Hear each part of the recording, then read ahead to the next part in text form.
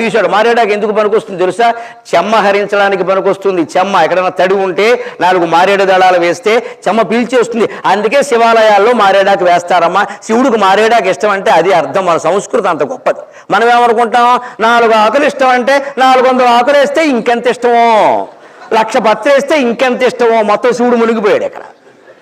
నీకు మిఠాయిండి ఇష్టం అనుకుందాం తల్లి, నీకు 1 మిఠాయిండి పెడితే తింటావు, 2 లడ్డూలు పెడితే తింటావు, 6 పెడితే లడ్డూ పెట్టి నన్ను కొట్టావు, మొత్తిపోదు. శివుడికైనా అంతే. మారేడాకులు ఓవర్ యాక్షన్ చేయకూడదు, 1,00,000 కోటి వేయకూడదు, అజ్ఞానం.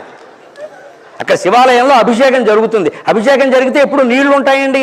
ఆ నీళ్లున్న చోట చెమ్మ ఉంటుంది కదా. లింగం దెబ్బతినకుండా, విగ్రహం దెబ్బతినకుండా మారేడాకులు వేయమన్నారు. మనం ఏం చేస్తున్నాం, ఓవర్ యాక్షన్. శివుడికి మారేడాకులు వేసాయి, 1 కోటి వేసాయి, 2 లారీలు పోసాయి, చందాలు వసూలు చేసాయి, మెగా పార్టీ పెట్టాయి, పిలిచాయి, గరికపాటి వారు పిలిచాయి, శివ మహిమ మాట్లాడు మనం. ఇలా ధైర్యం మొత్తం.